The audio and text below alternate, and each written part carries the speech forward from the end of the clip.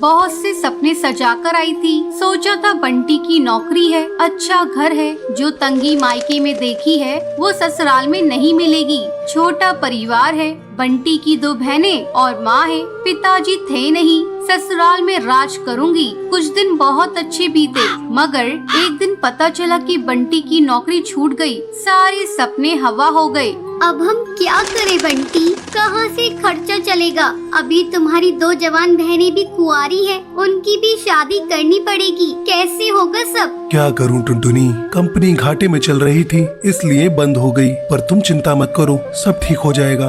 2 साल बीत गए मगर बंटी को कहीं काम नहीं मिला। जो जमा पूंजी थी उससे एक बहन की शादी कर दी। कुछ दिनों बाद टुनटुनी को एक बेटी हुई। टुनटुनी की चिंता और ज्यादा बढ़ने लगी। बंटी, अब हमारी बेटी हो गई है, अपनी इच्छाएं तो मैं मार भी लूं, पर बच्चे की जरूरतें वो तो पूरी करनी ही पड़ेगी ना।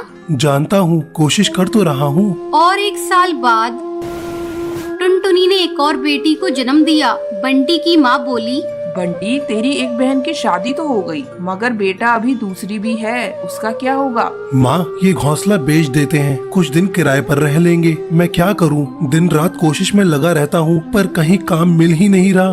बंटी, बहनों के लिए आप मकान बेच रहे हो, हमारी भी 2 बेटियां हो गई है, उनके लिए क्या बेचोगे? टुनटुनी, मैं पढ़ा लिखा हूँ, तुम क्या सोचती हो कि मैं अब ठेला लगाऊंगा? ये मुझसे नहीं होगा। टुनटुनी रोने लगी और बोली,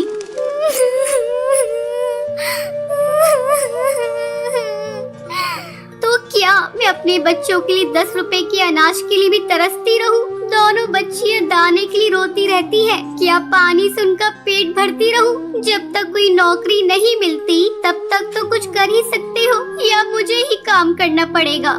नहीं, हमारे घर की बहू बेटी बाहर काम नहीं करती। टुनटुनी बहुत दुखी रही। बंटी और टुनटुनी के बीच में लड़ाई रहने लगी। एक दिन बेरोजगारी से तंग आकर बंटी ने आत्महत्या कर ली। टुनटुनी के सारे सपने टूट गए।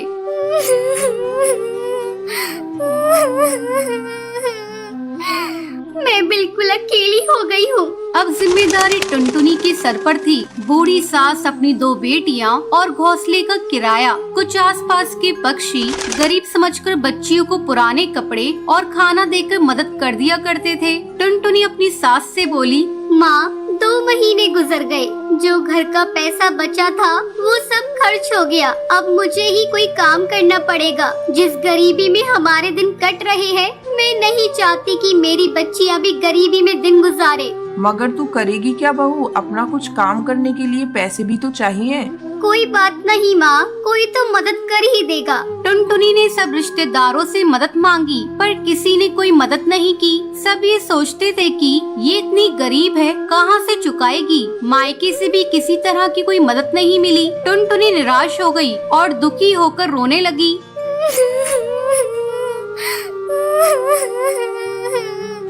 मैं अपने बच्चों को भूखा नहीं मरने दूंगी, कुछ न कुछ करूंगी, पर इतने पैसों में क्या काम करूं?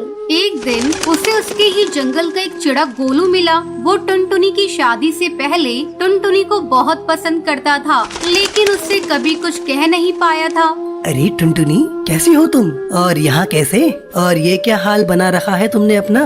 गोलू, मैं ठीक हूँ, यहाँ पास में ही मैं किराए पर रहती हूँ। मगर पति तो नौकरी करते थे, फिर किराए पर कैसे?